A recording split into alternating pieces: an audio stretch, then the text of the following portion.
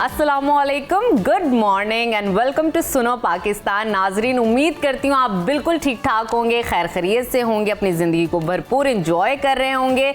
और आज हफ्ते का पहला दिन है, आपके लिए बहुत सारी न्यूज़ और इन्फॉर्मेशन लेकर आए हैं। मैं हूँ नजफ राजा और मेरे साथ मौजूद हैं उज़ैर मलिक। मेरी तरफ से भी आप सबको बहुत बहुत सुबह बखैर। और नाजरीन, आज भी इन्फॉर्मेशन और एंटरटेनमेंट से भरपूर हमारा शो होने वाला है। पहलगाम वाक़े को लेकर खासी गर्मा गर्मी है, उस पर बात कैसे ना हो, उस पर भी बात करेंगे। लेकिन उससे पहले हम जानेंगे कि मौसम क्या रंग दिखाने वाला है। तो नजफ बताइए। तो आइए आपको मौसम की सूरत हाल से इन डिटेल आगाह करते हैं।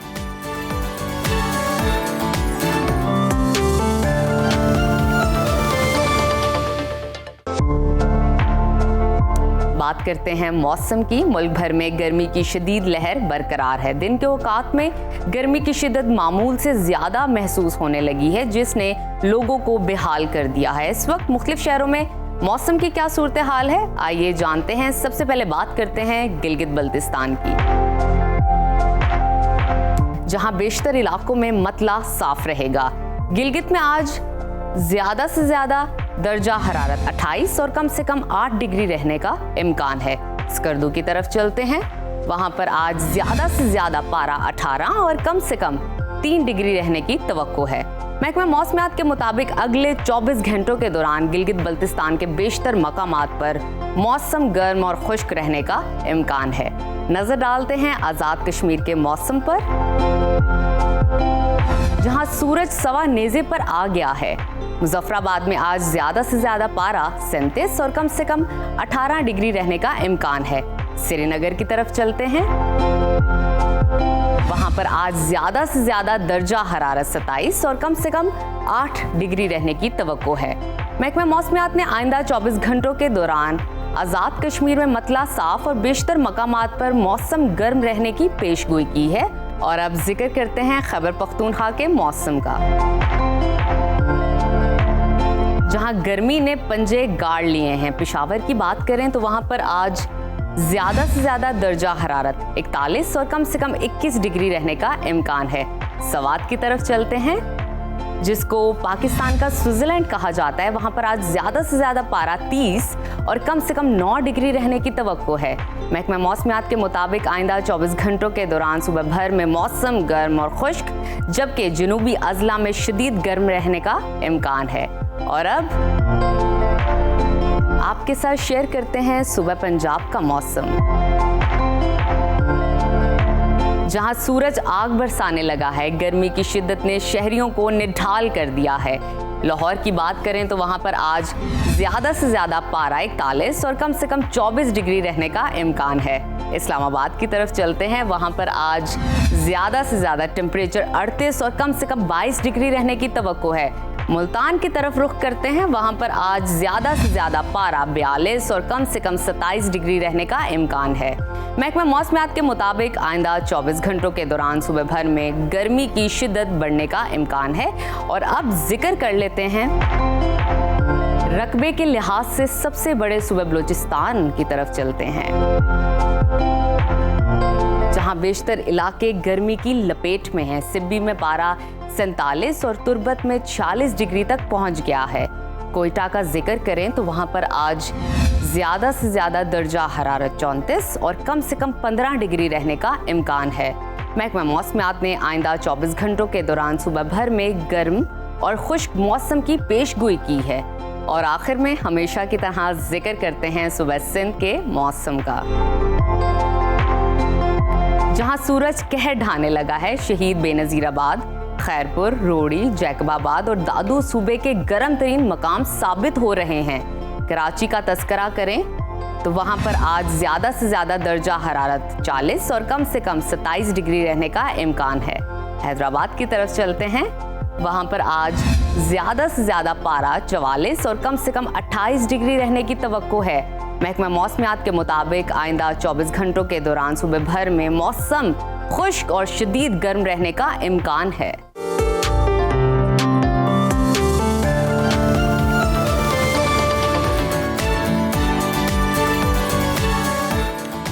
प्रोग्राम के सिलसिले को आगे लेकर चलते हैं नाजरीन। Pahalgam false flag operation Bharat के अपने ही गले पड़ गया है।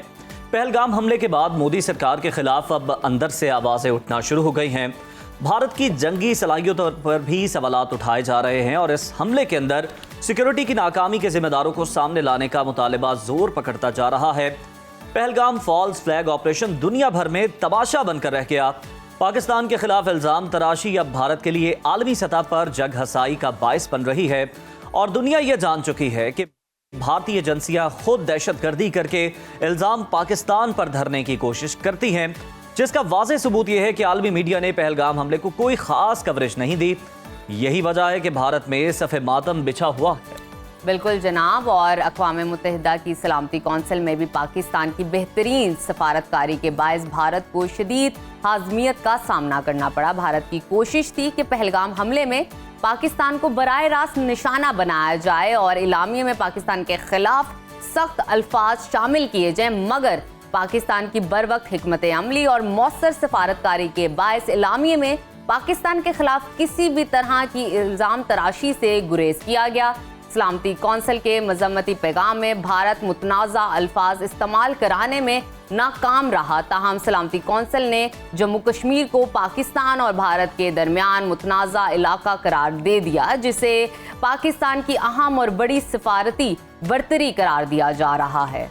पाकिस्तान ने पहलगाम वाक़े पर अपने दोस्त ममालिक से राबते तेज़ कर दिए हैं। नायब वज़ीर आज़म और वज़ीर ख़ारजा इसहाक डार के सऊदी वज़ीर ख़ारजा शहज़ादा फैसल बिन फरहान, चीनी वज़ीर ख़ारजा और ईरानी हम मनसब से टेलीफोनिक राब्ते हुए हैं, जिसमें इलाकाई सूरत हाल, कशीदगी में कमी और इस्तेहकाम लाने के इक़दामात पर बातचीत की गई।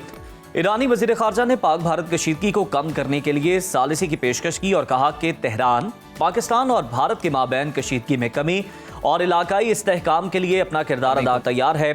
बाद अज़ा वज़ीर आज़म शहबाज शरीफ ने ईरानी सदर से टेलीफोन पर गुफ्तगू की, जिसमें वज़ीर आज़म ने कहा कि पाकिस्तान खित्ते में अमन का ख्वाहिशमंद है और अगर ईरान इस हवाले से कोई भी किरदार अदा करना चाहता है तो पाकिस्तान उसका खैर मकदम करेगा। तो नाज़रीन, इसी तमाम सूरत हाल पर बात करने के लिए इस वक्त हमारे साथ मौजूद हैं आलमी अमूर के माहिर सैयद मोहम्मद अली साहब। बहुत शुक्रिया अली साहब आपके कीमती वक्त का। आपसे जानना चाहेंगे, पहलगाम हमले के बाद पाकिस्तान ने दोस्त ममालिक से राब्ते तेज़ कर दिए हैं। सऊदी अरब, चीन और ईरान से बातचीत हुई है और इन्हें एतमाद में लिया गया। दोस्त ममालिक की ये हिमायत पाकिस्तान के लिए किस हद तक फ़ायदेमंद साबित हो सकती है? आप इस चीज़ को कैसे देखते हैं? बहुत शुक्रिया जी। देखें, इस वक्त दोबारा से यूँ लगता है कि भारत की गैर ज़िम्मेदाराना तर्ज अमल की वजह से पिछले 38 साल में ये गालबन 8वां मौका है कि पाकिस्तान और भारत दोबारा से एक जंग के दहाने पे पहुंच चुके हैं। और पिछले 7 मौके की तरह इस दफ़ा भी भारत ने कोई फॉल्स फ्लैग या झूठे बयानिए का सहारा लेते हुए कोशिश की है कि पाकिस्तान को आलमी सतह पर बदनाम किया जाए और फिर उस इल्ज़ाम का बहाना उठाते हुए पाकिस्तान को की साख को भी नुकसान पहुंचाया जाए और साथ ही साथ कोई जहारियत की भी कोशिश की जाए जिसका दाखिली सियासत में मोदी सरकार फ़ायदा उठाना चाहती है। लेकिन जिस तरह आपने अभी खुद भी बड़ा तफसीली अहाता किया, तो पाकिस्तान ने बर वक्त अंदाज में 3-4 डोमेन्स में बहुत जिम्मेदारी के साथ एक मजबूत और अहम पैगाम आलमी बरादरी, भारत और अपनी कौम को दिया है। पहली बात जिस तरह आपने सलामती काउंसिल की बात की, तो सलामती काउंसिल में इस बात को भी एतराफ़ किया गया है कि देखें, दहशतगर्दी तो एक आलमी मसला है और सबसे ज़्यादा इससे मुतासर खुद पाकिस्तान हुआ है और उसका जो नुकसान है वो भारत से कहीं ज़्यादा हमने भी उठाया है। दूसरी बात यह है कि पाकिस्तान को इस वक्त भारत के अंदर किसी दहशतगर्दी की पुष्टबनाई करने का कोई फ़ायदा नहीं है। तीसरी बात है कि क्योंकि खुद पाकिस्तान अब इस वक्त तरक्की, सलामती और खुशहाली के रास्ते पे गामजन है, तो हम इस तरह की किसी कार्रवाई में मुलविस होने का हमें किसी किस्म का कोई फायदा नहीं है। लेकिन आप जानते हैं कि हमारी बर्री, बहरी और फजाई अफवाज मुकम्मल तौर पर तैयार, लेस और मुस्तैद हैं और किसी भी जारियत का मुंह तोड़ जवाब देने के लिए भी तैयार हैं। लेकिन साथ ही साथ हम आलमी बरादरी, आलमी ताकतें और जो अहम ममालिक हैं जिसमें ईरान शामिल है, जिसमें चीन शामिल है, दीगर सऊदी अरब शामिल है, उनको भी एतमाद में ले रहे हैं। बिल्कुल सर, हम उनको एतमाद में ले रहे हैं, बातचीत भी कर रहे हैं, गुफ्तगू भी कर रहे हैं। और ईरान का आपने नाम लिया, सर ईरान ने पाक भारत कशीदगी को कम कराने के लिए सालिसी की पेशकश की है, कदम आगे बढ़ा के। पाकिस्तान ने भी खैर मकदम किया है। क्या अब भारत ईरान की सालिसी कबूल करेगा, ये सवाल पैदा होता है? ये देखिए, पाकिस्तान की जानिब से पहले तो मैं इन तमाम ममालिक ने जिन्होंने पाकिस्तान और भारत की मौजूदा कशीदगी को कम कराने में अपना रोल अदा करने की ऑफर की है उनका खैर मकदम भी करूंगा कि ये इस खित्ते में अमन और सलामती के क़याम और जंग के खतरात को कम करने में एक बहुत अहम और जिम्मेदारी का काम है। तो यकीनी तौर पे पाकिस्तान जो है वो इन तमाम कोशिशों को वेलकम करता है, लेकिन बहुत ज़रूरी ये है कि भारत जो है वो खुद भी होश के नाखून ले, क्योंकि बदकिस्मती से बात दरअसल ये है कि आलमी बरादरी तो उसको कायल करने की, उस पर दबाव डालने की कोशिश कर रही है, लेकिन जिस तरह की उन्होंने प्लानिंग की है और पानी को बंद करने की जो मतलब एक ढाई मज़हका खेज कोशिश है, या इंडस वाटर ट्रीटी को वायलेट करने की जो बात है, या पाकिस्तान पे जंग मुसल्लत करने की जो इल्ज़ाम तराशी है और गैर जिम्मेदाराना किस्म का बयानिया मुरतब करना, ये एक इंतहाई गैर संजीदा तर्ज अमल है एक 1.5 अरब आबादी की रियासत के लिए जिसके पास एटमी हथियार हैं। और यूं लगता है कि पूरी आलमी बरादरी बतदरीज वाकिफ हो रही है कि किस तरह भारत आलमी अमन सलामती के लिए एक बढ़ता हुआ खतरा है। बिल्कुल ठीक। अली साहब, कुछ देर पहले जिस तरह आप अभी तस्करा कर रहे थे, जिक्र कर रहे थे पहलगाम वाक़े पर, जैसे कहा आपने चीन, ईरान और सऊदी अरब जैसे अहम मुल्क पाकिस्तान के साथ खड़े हैं, क्या ये भारत के लिए एक वाज़ेह पैगाम नहीं है कि अब उसकी ये जो मनफी सियासत है, मनफी सोच है, ये जो स्ट्रैटेजी है, वो दुनिया में अब पजीराई उसको नहीं मिलेगी? देखिए, इसके 3 पहलू। पहली बात यह है कि पिछले 2 साल से आप जानती हैं कि भारत दुनिया में बेनकाब हो चुका है, किस तरह वो अपनी इंटेलिजेंस एजेंसी के जरिए अपने सियासी मुखालफिन को हलाक करने की अमेरिका, कनाडा, ऑस्ट्रेलिया, न्यूजीलैंड, बरतानिया में उनकी कोशिशें सामने आई हैं। पूरी दुनिया ने उसका एतराफ़ किया है। दूसरी बात यह है कि अब उसकी दहशतगर्दी की जो पुष्पनाही है वो सिर्फ पाकिस्तान, कश्मीर और जनूबी एशिया तक महदूद नहीं है, बल्कि आलमी सतह पर भी वो दहशतगर्दी को सपोर्ट कर रहा है। और तीसरी बात यह कि जिस तरह से वो अपने हथियारों को जो है वो इस्तेमाल करना चाहता है, अपनी जंगी जुनून में मुब्तला है और एक एटमी जंग जो है उसका खतरा मोल लेना चाहता है, तो ये वो तीनों एस्पेक्ट्स हैं जिससे बतदरीज आलमी बरादरी वाकिफ भी हो रही है और जिससे पाकिस्तान की सफारतकारी और बयानिया भी सही साबित हो रहा है, और जिसके नतीजे में मैं समझता हूँ बतदरीज पूरी दुनिया में ये तशवीश बढ़ रही है कि भारत के साथ जो है वो ताउन जो है वो, और या उसको हथियारों की फराहमी और उसके साथ दिफाई ताउन आलमी अमन सलामती के लिए खतरा है। इसलिए मैं पुरुमीद हूँ कि आने वाले दिनों में दुनिया जो है वो भारत से ज़्यादा हकीकत पसंदाना अंदाज में डील करेगी और उसके ज़रिए से जो आलमी अमन सलामती को खतरात हैं उसको कम करने के लिए अपना अहम किरदार अदा करना खुद आलमी बरादरी के अपने मफाद में। बिल्कुल अपने मफाद में। और फिर आलमी बरादरी ने भी देखा कि किस तरह हम देखते हैं कि भारत दूसरों पे तो इल्ज़ाम लगाता है, लेकिन अपने मुल्क में कभी यूरेनियम बरामद हो रही है, कभी दूसरे ममालिक में दहशतगर्दी करवा रहा होता है। और जिस तरह आपने भी उसकी मिसालें दी, सर, अक़वाम मुत्तहिदा की सलामती कौंसिल में पाकिस्तान की बड़ी कामयाब सिफारतकारी इस बार देखने में आ रही है। भारत को अपने नाकाम मज़ाहिम में मुंह की खाना पड़ रही है। सलामती कौंसिल के एलामिये में जम्मू और कश्मीर का जिक्र होना और एक बड़ी मोहतात लैंग्वेज का उसमें इस्तेमाल होना, ये पाकिस्तान के लिए कितनी बड़ी सिफारती कामयाबी? देखिए, 3 सतह पे पाकिस्तान की जो सिफारती कोशिशें बहुत अहम और बर वक्त हैं। पहली बात यह है कि जिस तरह आपने देखा कि पाकिस्तान ने जो नेशनल सिक्योरिटी कमेटी का इजलास बुलाया, उसका भी जो एलामिया सामने आया वो इंतहाई जामिया था और उसकी टारगेट ऑडियंस दाखिली सतह पे भारत के साथ साथ आलमी बरादरी भी थी कि पाकिस्तान जो है वो अमन की ख्वाहिश रखना चाहता है, अमन को बरकरार रखना चाहता है, लेकिन हमारी अमन की ख्वाहिश को कोई कमजोरी से गलतफहमी के तहत ताबीर न किया जाए, वरना भारत को बहुत सख्त नुकसान उठाना पड़ सकता है। आप जानते हैं कि तकरीबन 6 साल कबल जब पुलवामा का वाक़या हुआ था तो लेफ्टिनेंट जनरल सैयद आसिम मुनीर उस वक्त DGI थे। आज जनरल आसिम मुनीर जो हैं वो पाकिस्तान के आर्मी चीफ हैं। उस वक्त पाकिस्तान ने किसी कदर बुर्दबारी का और रहमदिली का मुजाहरा किया। मुमकिन है अगर भारत जो है इस दफ़ा दोबारा किसी गलती का मुर्तकिब हुआ तो उसको कहीं ज़्यादा शर्मिंदगी और नुकसान उठाना पड़ सकता है, और मुमकिन है पाकिस्तान इस दफ़ा इतना ज़्यादा रहमदिली और बुर्दबारी का मुजाहरा ना करे। बिल्कुल ठीक है, बहुत शुक्रिया आपका सैयद मोहम्मद अली साहब। इस अहम मामले पर आप अपना तज्जिया पेश कर रहे थे और यकीनन सिफारती सतह पर भी ये पाकिस्तान की एक बड़ी कामयाबी है और बड़ी मोहतात ज़ुबान का इस्तेमाल किया गया है जो एलामिया सामने आया है। और भारत की अब तक की जितनी कोशिशें हैं बेसूद दिखाई दे रही हैं, आलमी मीडिया की कवरेज हासिल करने में भी भारत नाकाम रहा। बिल्कुल नाज़रीन, और इसी पॉलिटिकल सेगमेंट के साथ एहतताम पजीर होता है हमारा ये सेगमेंट, और अभी वक्त हुआ है छोटी सी ब्रेक का।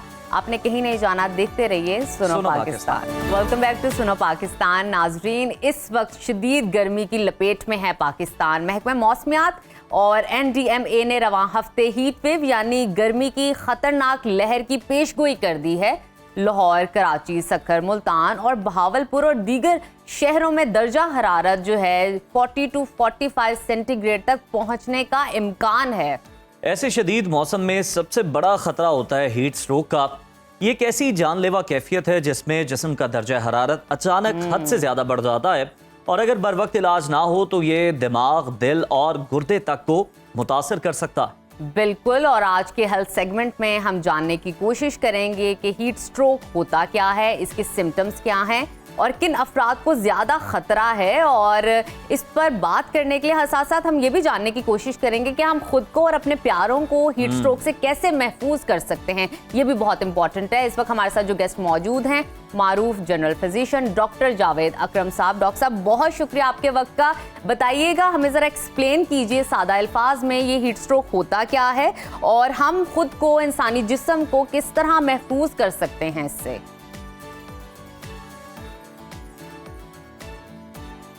बहुत शुक्रिया जी। देखें, हीट स्ट्रोक जैसे कि नाम बता रहा है कि गर्मी की शिद्दत की वजह से स्ट्रोक हो जाती है, यानी कि एक बंदा बेहोश हो जाता है और कोमा में चला जाता है। और ये काफ़ी हद तक तशवीशनाक चीज़ है, ख़ासकर गर्मियों में पाकिस्तान में, ख़ासकर जो ज़मीनी इलाके हैं, लाहौर हो गया, रावलपिंडी हो गया, कराची हो गया, क्योंकि जब गर्मी की बहुत ज़्यादा शिद्दत हो जाती है तो हमें पसीना आता है और वो शिद्दत में कमी लाता है। अल्लाह ताला ने एक नेचुरल मैकेनिज़्म रखा है, लेकिन कई दफ़ा ये सिस्टम फेल हो जाता है कि पसीना भी नहीं आता और आपकी बॉडी में हीट इतनी ज़्यादा अब्जॉर्ब हो जाती है कि इंटरनल जो सिस्टम है आपकी बॉडी का वो सफ़र कर जाता है और दिमाग को खून नहीं मिलता और दिमाग में सोजिश हो जाती है और बंदा कोलैप्स कर जाता है। और फिर इमीडिएटली उसको एक मेडिकल इमरजेंसी है कि फौरी तौर पे हमें उसको सायेदार जगह पे ले जाना चाहिए। फौरी तौर पे पंखे वगैरह चला के या एयर कंडीशन गाड़ी का चला के वहाँ उसको नर्सिंग करनी चाहिए और फौरी तौर पे एम्बुलेंस को बुलाना चाहिए और फौरी तौर पे उसको करीबी हॉस्पिटल में शिफ्ट करना चाहिए, अदरवाइज ये जानलेवा भी हो सकती है। अच्छा डॉक्टर साहब, हमारी रहनुमाई हीट स्ट्रोक और अगर हम बात करें हीट एक्सॉशन, इसमें फ़र्क क्या है? दोनों की सिम्टम्स क्या होती हैं और उन्हें कैसे पहचान सकते हैं? हीट स्ट्रोक तो जाहिर है कि हीट की वजह से होती है और दोपहर को होती है, शाम को या रात को नहीं होती और सर्दियों में नहीं होती। तो एग्जॉशन तो बॉडी को एग्जॉस्ट हो जाना है, जो कि एक्सरसाइज की वजह से भी हो सकती है, फिजिकल या मेंटल स्ट्रेस की वजह से हो सकती है, कोई ऐसा अलमिया कोई भी हो उसको हो जाता है। हीट स्ट्रोक तो खासकर एक ऐसी चीज़ है जो शिद्दत की गर्मी में धूप में होती है और उन लोगों में ज़्यादा चांस है जो बूढ़े हैं या बच्चे हैं और जो शुगर में मुब्तला हैं, ब्लड प्रेशर में मुब्तला हैं, उनको एग्जॉशन जो है ये तो किसी भी फर्द में हो सकती है और इसके लिए ज़रूरी नहीं कि गर्मियों में और सर्दियों में भी हो सकती है। जब भी आप ओवर एक्सर्ट करें, फिजिकली स्ट्रेस हों या मेंटली स्ट्रेस हों तो हो सकती है आप। बिल्कुल ठीक। डॉक्टर साहब, हमें इस हवाले से भी बताइएगा कि हीट स्ट्रोक की इनिशियल सिम्टम्स क्या होते हैं और जिनको हमें तवज्जो देने की ज़रूरत है, ध्यान रखने की ज़रूरत है। इसके साथ साथ किन अफराद में ज़्यादा इम्कानात होते हैं हीट स्ट्रोक होने के, ये भी बताइए।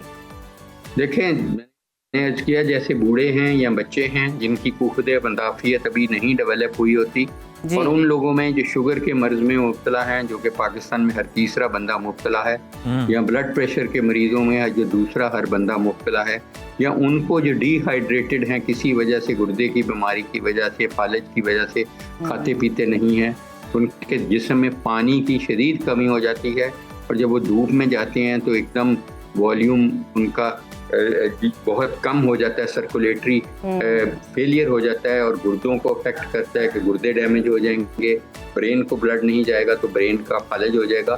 तो इसलिए वो ये ऐसी चीज़ है कि जिसका फौरी इलाज ज़रूरी है, किसी भी मुस्तनिद डॉक्टर और मुस्तनिद हॉस्पिटल को दिखाना ज़रूरी हो। अगर कोई शख्स घर में या फिर सड़क पर हीट स्ट्रोक का शिकार हो जाए तो फौरी तौर पर कौन से ऐसे स्टेप्स हैं जो लेने चाहिए ताकि उसकी ज़िंदगी भी बच सके और वो उसकी सेहत भी महफूज रह सके? देखें, जब हीट स्ट्रोक का कोई शिकार होता है तो उसके चक्कर आने शुरू हो जाते हैं और वो गिर सकता है और वो बेहोश हो सकता है।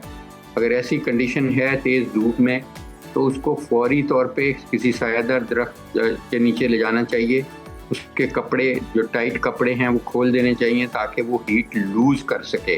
और अगर हो सके तो ठंडे बर्फ़ की या ठंडे पानी की बगल में और उसकी बॉडी पे पट्टियाँ रखी जाएं ताकि वो हीट लूज कर सके। और अगर एसी वाली गाड़ी है तो उसको एसी वाली गाड़ी में रखें, वरना एम्बुलेंस बुलाएं। और अगर वो बेहोश है तो उसको मुंह से पानी ना पिलाएं क्योंकि वो फेफड़े में चला जाएगा, उसको करीबी हॉस्पिटल में ले जाएं। अगर वो होश में है और पी सकता है तो उसको कोई भी नमक वाला पानी, साफ सुथरा मिनरल वाटर वो पिलाया जाए वाफर मकदार में, और फिर कोशिश की जाए जल्द अज जल्द हॉस्पिटल उसको शिफ्ट किया जाए। बिल्कुल ठीक। डॉक्टर साहब, इस हवाले से भी हमें आगाह कीजिएगा कि गर्मी के मौसम में आम अफराद रोज़मर्रा ज़िंदगी में ख़ुद को महफूज रखने के लिए स्पेशली कौन सी एहतियाती तदाबीर इख्तियार करें, कौन सी प्रिकॉशनरी मेजर्स होने चाहिए? देखें, गर्मियों के रोज़ शिद्दत की गर्मी पड़ती है। एक तो लाइट कपड़े पहने, सफ़ेद कपड़े पहने और बहुत हल्के कपड़े पहने, और टाइट भी ना हो वो कपड़े पहने। और अगर कोई ऐसी बिला ज़रूरत यानी कि ज़रूरत के बगैर दोपहर को घर से ना निकलें। अगर कोई काम निकलना भी है तो 11 बजे से पहले कर लें या 4 बजे के बाद करें।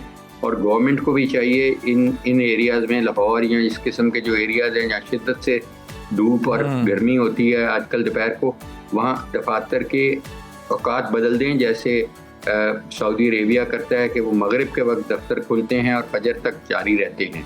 तो ये करने से बहुत सारे लोग बहुत सारी बीमारी से बच जाएंगे, अपनी जान को रिस्क से बच जाएंगे, और वो आराम से अपने दफ्तर जा सकेंगे, अपने कामों पे जा सकेंगे, और सुबह को वो सो सकते हैं फिर आराम। बिल्कुल सही बात डॉक्टर जावेद अकरम साहब, इस अहम मामले पर आपने हमारी रहनुमाई की, और यकीनन आपने बड़ी अच्छी तजवीज़ दी है कि जिस तरह सऊदी अरब में काम करने के औकात कार चेंज हैं, यहाँ पर भी इस तरह हो सकता है। ख़ासतौर पर उन अफराद के लिए जो मजदूर हैं, या हम देखते हैं ट्रैफिक पुलिस एहलकार हैं, रिक्शा ड्राइवर वगैरह, या जो लोग भी सड़कों पर काम कर रहे होते हैं, उन्हें ख़ास तौर पर इससे बचाने की ज़रूरत है। और आप सबको भी एहतियाती तदाबीर इख्तियार करनी चाहिए, बिला ज़रूरत धूप के वक्त घर से बाहर ना निकले।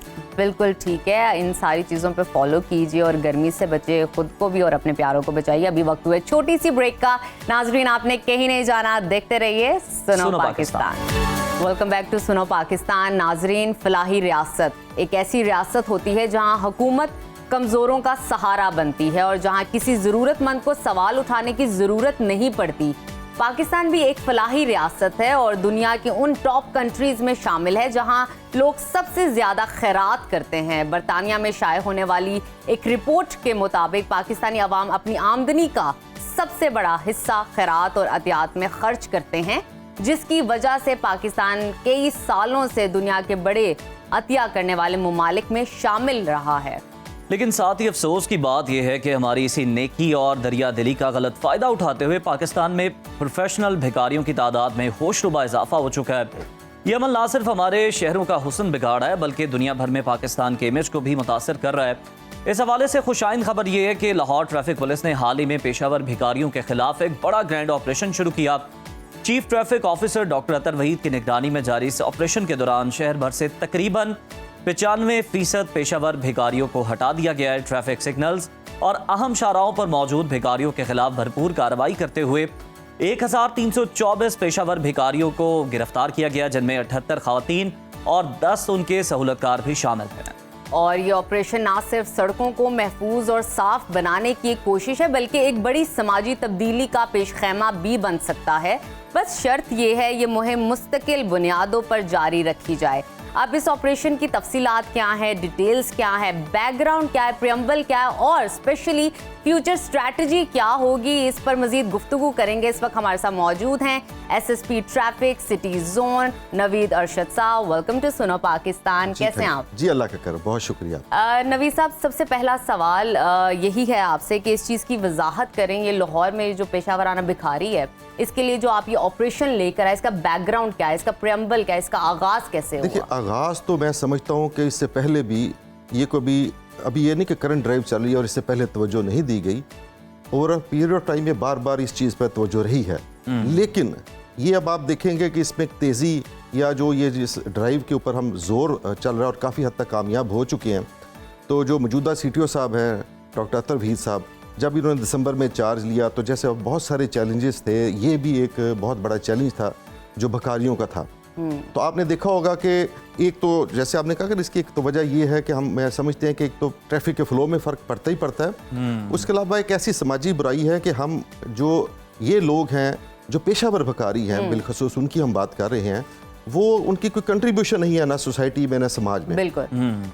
ट्रैफिक फ्लो तो एक अपनी जगह अलहदा चीज़ है। फिर उसके अलावा हमें अक्सर ये चीज़ शहरी और ख़ुद भी हम ऑब्ज़र्व करते थे जब हम सड़कों पे बतौर शहरी भी हम चलते हैं कि एक आपको हैरेसमेंट क्रिएट करते हैं। बिल्कुल। जब आप किसी ट्रैफिक सिग्नल पर रुकते हैं, किसी चौक या इशारे पर रुकते हैं, तो जब वो कुछ तादाद में 6, 7 या 8 आपके गिर्द भकारी जो पेशावर भकारी हैं इकट्ठे हो जाए तो आपको एम्बैरेसमेंट या हरासा भी होना शीशे महसूस पे होता है। इतना जबरदस्त तरीके से बिल्कुल। नॉक किया जाता है कि ऐसे लगता है अंदर ही आ जी जाए। ऐसे ऐसा ये लगता है बल्कि कर्जा ऐसे वापस लेने जी आए। ऐसा लगता है ये कर्जा ले रहे हैं या जैसे वो कोई जबरदस्ती आपसे भीख मांग नहीं रहे बल्कि भीख छीनने की छीनने की कोशिश कोशिश कर तो लिहाजा उस चीज़ को देखते हुए तो जैसे मैंने कहा कि पहले भी ये चलता रहा है, इस साल 2-3 साल बड़े अरसे से ये चीज़ें एंटी बैगिंग आपने एक्ट भी बने और इसके ऊपर अमल दरामद भी होता रहा।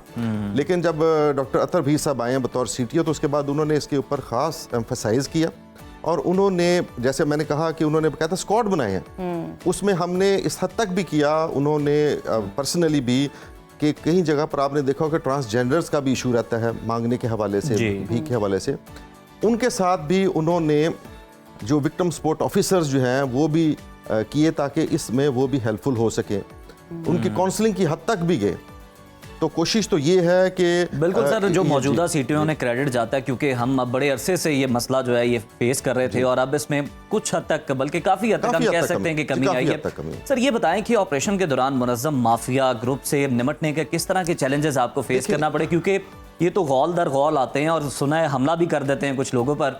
कोई खास स्ट्रेटजी बनाई गई या फिर कुछ मकामात ऐसे थे जिन पे आपने खास फोकस किया? देखिए हमारी जो स्ट्रेटजी के सेलिएंट फीचर है ना उसमें तो एक तो जैसे मैंने कहा कि हमने एंटी बैगिंग स्क्वाड बनाया हुआ है, वो उसके ऊपर एक्शन लेता है। हमारा हर ट्रैफिक वार्डन जो जहां अपनी ड्यूटी सर अंजाम दे रहा है समझे कि वो एंटी बैगिंग ड्राइव का हिस्सा भी है। एक तो ये जर्नलाइज्ड हम बात करते हैं, जैसे आपने कहा कई दफ़ा मुनज़्ज़म लोग भी होते हैं, कई ऐसे हुआ है इंसिडेंट्स ऐसे हुए हैं जिनके ऊपर हमने कार्रवाई की कि लोग ऐसे वो हैं जिन्होंने बच्चों को या ऐसे भकारियों को इकट्ठा किया हुआ है ऑर्गेनाइज्ड हो के वो उनसे वो या कई दफ़ा सिंध से ला के उन्होंने बच्चों को यहाँ ला के भिखारी के तौर पर उनसे भीख मंगवा रहे हैं।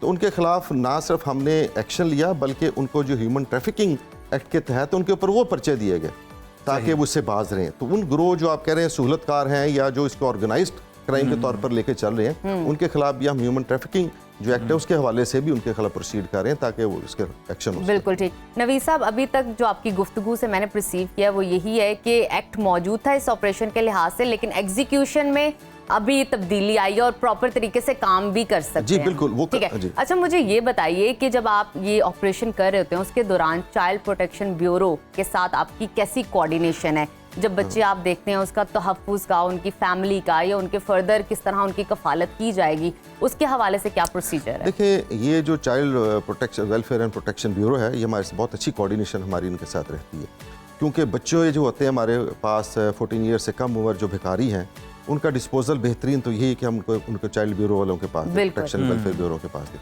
लेकिन उसके बाद जो उनकी रिहेबिलिटेशन है या जो उनकी बहाली है डेफिनेटली वो उनका डोमेन है, वो उसमें भी उनका आपने देखा होगा अगर उन्होंने किसी को बच्चा हवाले करना है या उनके पेरेंट्स को देना है तो बकायदा थ्रू कोड देना है, उनकी अपने कोड बनी हुई है, उसके बकायदा उनके आपको वो लॉयर लेकर जाते हैं जिन्होंने लेना है, वहाँ उनके जुर्माने भी हो सकते हैं अगर बच्चा भीख मांग रहा है उनके पेरेंट्स को। तो वो एक प्रोसेस है और उनको और ना चाहें अगर वो समझते हैं कि उस बच्चे की वेलफेयर नहीं अगर वो हवाले करें वापस तो वो नहीं भी दे सकते। कोर्ट चाहे समझती है कि बच्चे की वेलफेयर नहीं है उनको वापस करने में, तो इस तरह के वो बहर उनकी डोमेन है। वो अच्छा नवीद साहब, आपने इस ऑपरेशन के दौरान 10 जो हैं फैसिलिटेटर्स उनको भी गिरफ्तार किया, जो इनको चलाने वाले इनके सरपरस्त हैं उनकी भी गिरफ्तारी अमल में आई। सारे गंदे धंधे में इन सहूलतकारों का क्या किरदार था और इनके खिलाफ किस तरह की कानूनी कार्रवाई चल रही है? देखिए, मैंने अभी थोड़ी देर पहले जैसे जिक्र किया ना कि जहाँ पर हम जी। समझते हैं कि वो थोड़ा हटके या ऑर्गेनाइज्ड क्राइम करा रहे हैं, जैसे आपने कहा कि सहूलतकार हैं, या जो लोग इस तरह का माफिया चलाने की कोशिश कर रहे हैं कि बच्चे किसी और शहरों से या दूसरे सूबों से लाके उनसे भीख मंगवाई जाए, तो उनके खिलाफ हम सिंपल जो एंटी बैगिंग एक्ट के हवाले बने हैं, वो उसके अलावा हम प्रोसीड करते हैं। उनका ट्रैफिक जो ह्यूमन ट्रैफिकिंग के हवाले से एक्ट बने हुए हैं, जी, उसमें हम उनको बुक करते हैं ह्यूमन ट्रैफिकिंग के हवाले से, तो जिसके फिर वो डेफिनेटली उसकी प्यूनिटिव एक्शन भी वो सख्त है। और क्योंकि सर ये सवाल इसलिए भी बड़ा ज़रूरी है कि ये पूरा ना एक माफिया है, हम देखते हैं, और यूं लगता है कि जो सिग्नल्स है ना मुख्तलिफ ये ठेके पे दिए हुए हैं। अक्सर आप खड़े भी हों तो ये आपस में लड़ रहे होते हैं कि तुम मेरी हदूद में आगे क्यों भीख मांग रहे हो आप। हाँ, नहीं इंशाल्लाह आपको ये अब आपको ये फिर हम एक ऑनलाइन अपना ऑन एयर में दावा कर रहा हूँ जी। कि काफ़ी हद तक कमी नजर आई, काफ़ी हद तक। और ये देखें ना, जैसे मैंने कहा कि अब जिसमें हम जब ह्यूमन ट्रैफिकिंग अगर हम उसमें एक्ट में उनके खिलाफ देखें 8 से 10 साल तक उसमें सजा है। ज़िमनी सवाल है, 8 से 10 साल तक सजा है। सर ये बताइए, सेफ सिटी के साथ भी आप कोई कोलैब कर रहे हैं? जी बिल्कुल, सेफ सिटी जो है हमारा बहुत बड़ा हेल्पिंग है ना, बहुत बड़ा।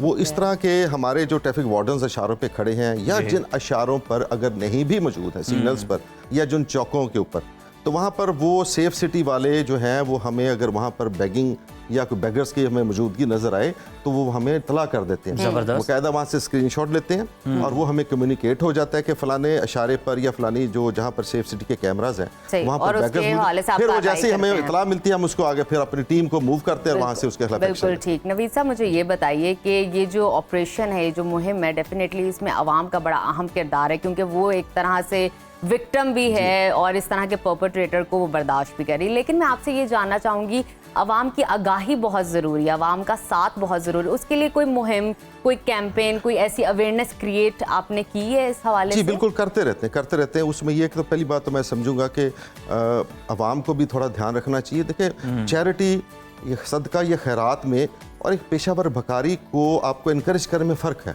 ज़बरदस्त, बड़ा फ़र्क है। तो उसमें जो आपने बात की, उसमें हमारी एक बाकायदा एजुकेशनल हमारी टीम बनी हुई है, जो मुख्तलिफ जो ट्रैफिक कानून के साथ साथ ये जैसे हमने अब कहा कि बैगिंग के हवाले से या दीगर को समाजी मसाइल भी हैं, उनको जब स्कूल कॉलेजेस में जाते हैं वहाँ पर या और भी जहाँ भी किसी जगह इंटरेक्ट हम पब्लिक के साथ करते हैं, कभी हमें पम्फलेट तकसीम करने पड़े तो उसमें हमने इसको इनकॉर्पोरेट किया हुआ है। तो हम वो कोशिश तो करते हैं कि पब्लिक को इसके बारे में आगाह किया जाए। और बिल्कुल सर, ये भी उसी सिलसिले की एक कड़ी है कि मुख्तलिफ मीडिया चैनल्स पे भी आप जाके लोगों को अवेयर कर रहे हैं। हमारा भी प्लेटफॉर्म हाजिर है ताकि ज़्यादा से ज़्यादा हम इसमें कंट्रीब्यूट कर सकें, इस लानत का खात्मा कर सकें। बिल्कुल, ये तो सर हाँ जी, बहुत। माजी की अगर हम बात करें तो हमने देखा है कि बड़े ऑपरेशंस हुए, लेकिन कुछ अरसा गुजरता है, जब थोड़ी सी सख्ती में नरमी होती है, ये दोबारा सड़कों पर वापस आ जाते हैं। इस बार लॉन्ग टर्म क्या प्लानिंग है कि इनको मुस्तकिल बुनियादों पर रोका जा सके? देखिए, ये तो मैं समझता हूँ कि जो हमारी हम इन्फोर्सर्स हैं, लॉ इन्फोर्सर्स हैं, लॉ इन्फोर्समेंट एजेंसीज जो जिम्मेदार इदारे हैं, ये उनकी जिम्मेदारी है। हमें अपनी जिम्मेदारी कबूल करनी चाहिए जी। कि अगर हम किसी चीज़ को लेकर नहीं चल रहे, अगर हमने 4 दिन उसके ऊपर मॉनिटरिंग की है, 4 दिन एक्शन लिया और आगे फिर 4 दिन नहीं ले रहे,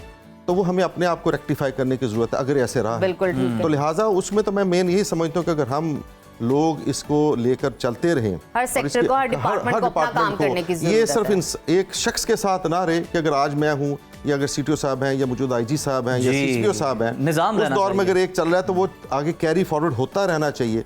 कवानीन मौजूद हैं, उसके ऊपर एक्शन हो सकता है, वो मौजूद हैं।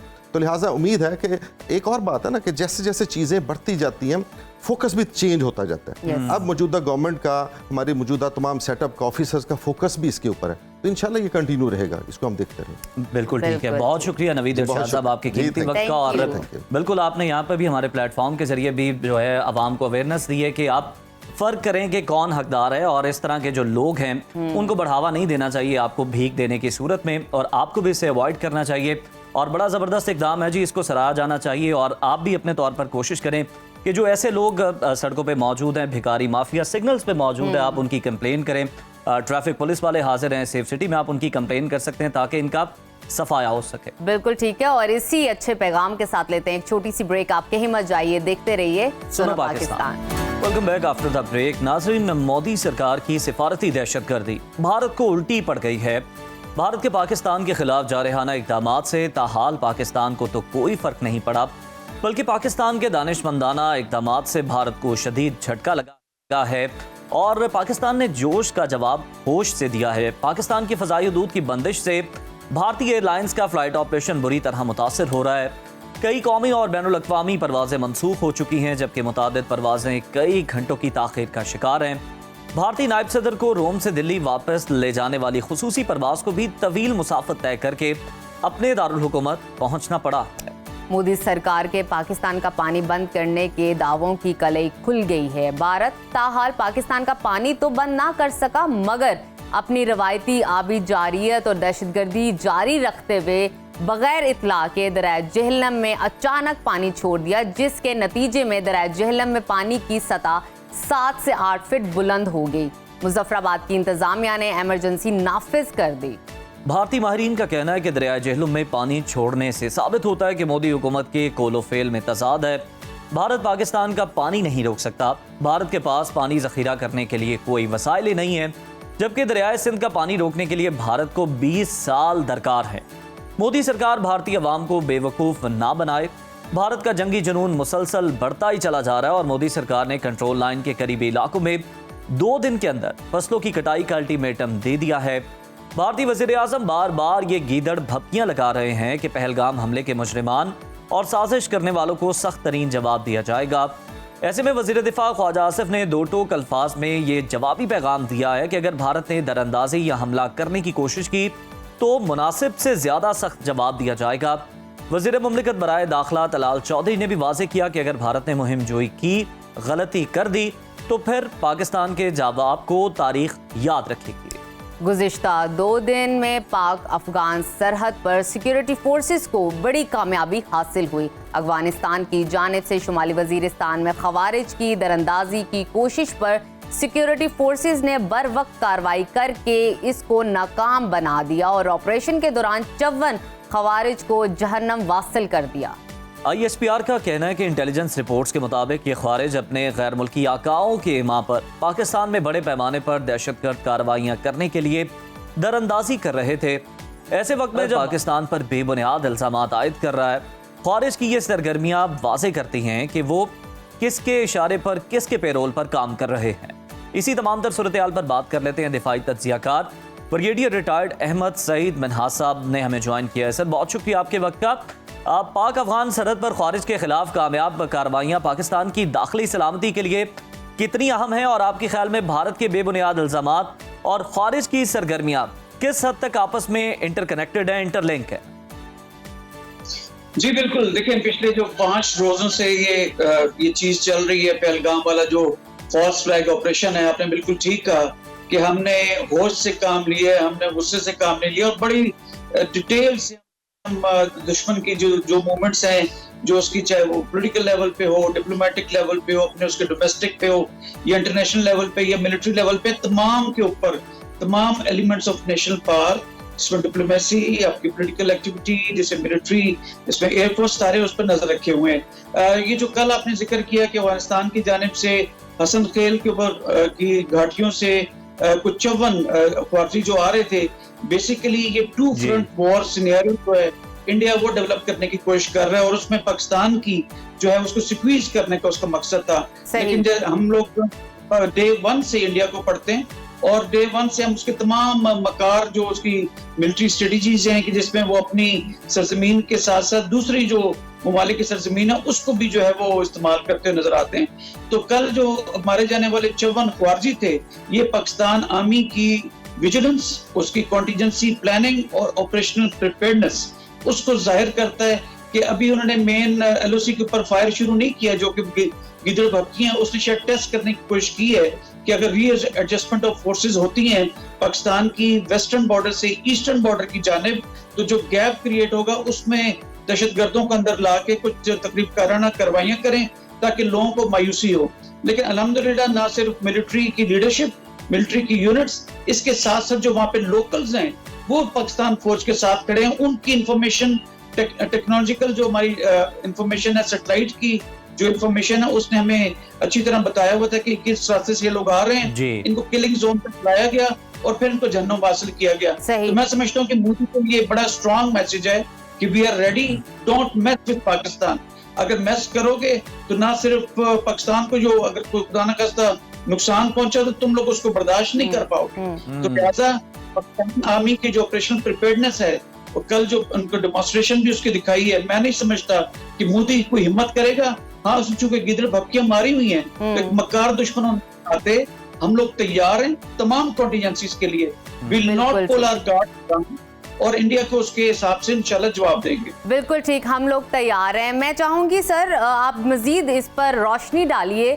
ISPR ने इंटेलिजेंस रिपोर्ट की बुनियाद पर कहा है कि ये खवारिज गैर मुल्की आकाओं के ईमान पर पाकिस्तान पर दहशतगर्दी कार्रवाइयां करने के लिए दरअंदाजी कर रहे थे।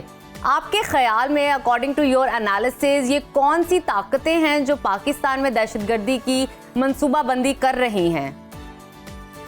देखिए, ये बड़ा स्ट्रॉन्ग गट्स जोड़ बन चुका है, ट्रिपल नेक्सस है बेसिकली, जो आपके ख्वारजी और BLA BRA के एलिमेंट्स हैं, जो नॉन स्टेट एक्टर्स हैं 1, सेकेंडली जो अफगानिस्तान की बुरी गवर्नमेंट है 2, और उसकी तमाम तर फंडिंग और उसकी प्लानिंग या उसकी टेक्निकल जितनी इंटेलिजेंस मुहैया करना, वो उसके पीछे इंडिया है। इसमें कोई दो राय है ही कोई नहीं। इनसे मिलने वाला अपने जो ख्वारजी मारे गए, ये वही असले है जो अमेरिकन यहाँ पे छोड़ के गए थे। तो इसलिए ये बड़ा वाज़ेह तौर पे शो करता है कि नेक्सस है बुरी गवर्नमेंट अफगानिस्तान का और नॉन स्टेट एक्टर्स के दरमियान।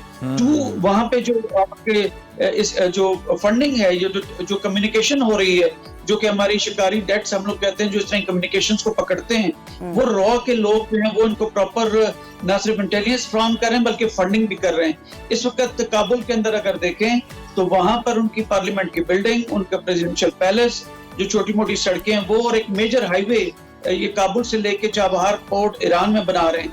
तो इन तमाम चीजों के वो प्रो करने के लिए वो इंडिया की जो स्ट्रेटेजिक डिजाइन्स हैं, जो पाकिस्तान को सक्रीट करने के, उसके ऊपर अमल पैरा नजर आते हैं।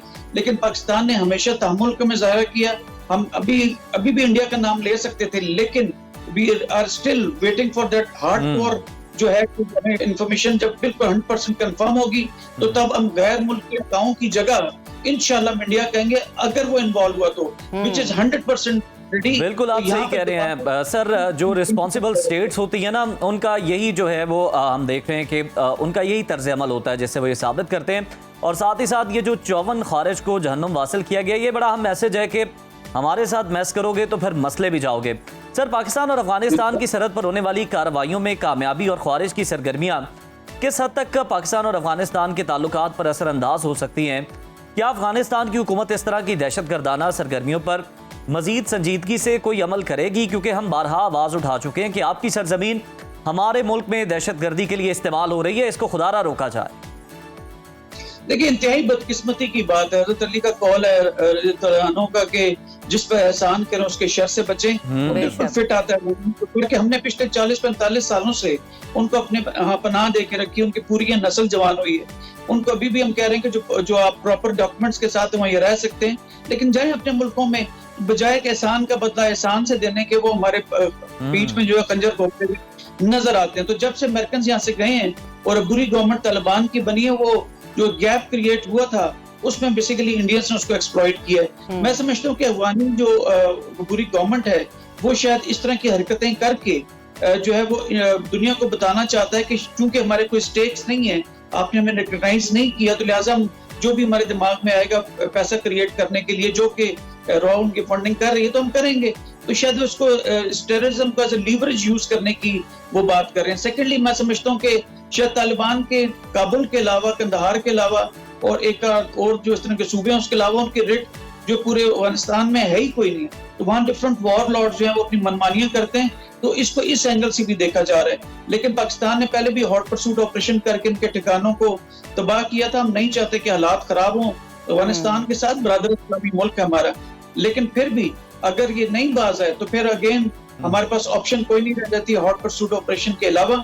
लेकिन उसके लिए साथ ने भी रिसेंट चक्कर भी लगाया, वहां पे गए, उनसे बातचीत की है, दोबारा लिप सर्विसिंग तो हुई है, उन्होंने मजम्मत भी की है, लेकिन अगर उसको प्रैक्टिकल में ट्रांसलेट नहीं करते हैं, कोई ऐसे ठोस इकदाम नहीं करते हैं, तो फिर पाकिस्तान के पास कोई ऑप्शन नहीं है। लेकिन हमने इस चीज को बड़ा केयरफुली वे करना है कि इस वक्त जैसे कि ईस्टर्न बॉर्डर हॉट होने जा रहा है, तो वेस्ट को हमने किस पे खोलना है, उसके हिसाब से वो इंशाल्लाह ताला मिलिट्री स्ट्रेटजी हमारी और चीफ आर्मी और चेयरमैन जॉइंट चीफ को अच्छी तरह इन तमाम चीजों के इदराक है। जी बिल्कुल ठीक। जनाब क्विकली बताइएगा कि जैसे कि हम ये देख सकते हैं भारतीय वजीर आज़म बार बार ये गीदड़ भपकियाँ लगा रहे हैं और पहलगाम हमले के मुजरिमों और साजिश करने वालों को सख्त तरीन जवाब दिया जाएगा। क्या भारत पाकिस्तान के खिलाफ किसी मुहिम जोई का खतरा मोल ले सकता है? क्या वो ये गलती कर सकता है? क्या कोई स्ट्रैटेजी बना सकता है इस हवाले से? देखिए, मकार दुश्मन है, कुछ भी कर सकता है। मैं अगर कहूं कि न्यूक्लियर डिटरेंस इस वक्त इंटैक्ट है। 2000 के अंदर भी जब पार्लियामेंट पे इनका अटैक हुआ था, सो कॉल्ड इन्होंने फॉल्स फ्लैग ऑपरेशन किया था, फिर समझौता एक्सप्रेस 2008 में की साथ में किया था, तो उस वक्त भी हमारी एस्केलेशन हुई थी और बॉर्डर्स पे इवन जो इंटरनेशनल बॉर्डर है पाकिस्तान इंडिया का लाइन ऑफ कंट्रोल को छोड़कर वहां एस्केलेशन हुई थी और 1.5 साल तक हम eyeball to eyeball बैठे थे। लेकिन न्यूक्लियर डिटरेंस ने अपना रोल प्ले किया था और इंडिया की हिम्मत नहीं हुई कि वो हम पे अटैक कर सके। लेकिन फिर भी लाइन ऑफ कंट्रोल के ऊपर पुलवामा के बाद उन्होंने हमारे एक कवा और 2 दरख्त को शहीद किया था बालाकोट में आके, शायद उस तरह की कोई कार्रवाई हो। लेकिन मैं इंडिया को बड़े वाज़ेह तौर पर बताना चाहता हूँ कि उस वक्त स्क्वाड्रन लीडर सिद्दीकी और विंग कमांडर नोमान, इन्होंने SU-30 और अभिनंदन को गिराया था सिद्दीकी ने। तो अब उसी तरह के शय पर हमारे जो माओ के शेर जवान पायलट्स हैं, वो अपने इन सीनियर्स को देखते हुए वो हम वक्त तैयार हैं कि हमें वही इज्जत मिले जो नोमान को और सिद्दीकी को मिली थी। तो लिहाजा हम तैयार हैं, हम जंग नहीं चाहते हैं, जैसे कि प्राइम मिनिस्टर ने पाकिस्तान मिलिट्री अकेडमी में भी कहा, लेकिन हम अपनी सोवरेनिटी पे और आबी जारियत पे, जो कि पाकिस्तान की लाइफ लाइन है और एक्ट ऑफ वॉर है, जैसे नेशनल सिक्योरिटी कमेटी ने भी कहा, तो हम उसके ऊपर कॉम्प्रोमाइज नहीं करेंगे। हम रिस्पांस का सोचेंगे नहीं, हम रिस्पांस जनरेट करेंगे। जैसे कि उस वक्त भी DGSPR ने कहा था कि हम रिस्पांस का सोचेंगे नहीं, रिस्पांस करेंगे। अब भी ऐसे ही है। बिल्कुल, अब भी पाकिस्तान की वही पॉलिसी है कि हम रिस्पांस करने का कोई सोचेंगे नहीं, बल्कि हम यकीनन करेंगे और ये बहुत ज़्यादा हो सकता है। बहुत शुक्रिया। ब्रिगेडियर अहमद सईद मनास साहब हमारे साथ मौजूद थे। और नाज़रीन, बिल्कुल जिस तरह से हमने देखा कल के वाक़े में कि पाकिस्तान ने किस तरह जिम्मेदार रियासत होने का सबूत दिया कि 54 ख्वारिज जो पाकिस्तान में दाखिल होने की कोशिश कर रहे थे और उनके पास भारी असलहा था, बारूदी मवाद था, उन्हें जहन्नुम वासिल किया और पाकिस्तान ने फौरी तौर पर किसी पर इल्ज़ाम आयद नहीं किया। भारत के लिए यह सवालिया निशान है कि 8 लाख फौज आपकी मकबूजा जम्मू कश्मीर में क्या कर रही थी कि पहलगाम का इतना बड़ा सानिया हो गया। इस पर आपको जवाब देने की ज़रूरत है। और भारत की गीदड़ भपकियाँ भी जारी हैं और बहुत सारी हम देख रहे हैं कि जनाब नीच और छोटी हरकतें हो रही हैं। खैर, हम एक बड़ी शख्सियत का तस्करा कर लेते हैं। आज पाकिस्तान के मारूफ अदाकार, सदाकार और मेज़बान शायर तारिक अजीज़ का यौम पैदाइश है। ऐसी शख्सियत जिन्होंने पाकिस्तान में इंफोटेनमेंट इंडस्ट्री की बुनियाद रखी, तफरीह के साथ साथ देखने वालों की इल्मी और अदबी तरबियत भी की। देखने वाली आंखें और सुनने वाले कान हमेशा उनके प्रोग्राम के मुंतज़िर रहते। उनकी सबसे बड़ी पहचान उनके मशहूर प्रोग्राम नीलाम घर से हुई, जो 1974 में शुरू हुआ और बाद में तारिक अजीज़ शो के नाम से मशहूर हुआ। तारिक अजीज़ को उनकी खिदमात के इतराफ़ में 1994 में हुकूमत पाकिस्तान की जानिब से प्राइड ऑफ परफॉर्मेंस अवार्ड से नवाजा गया।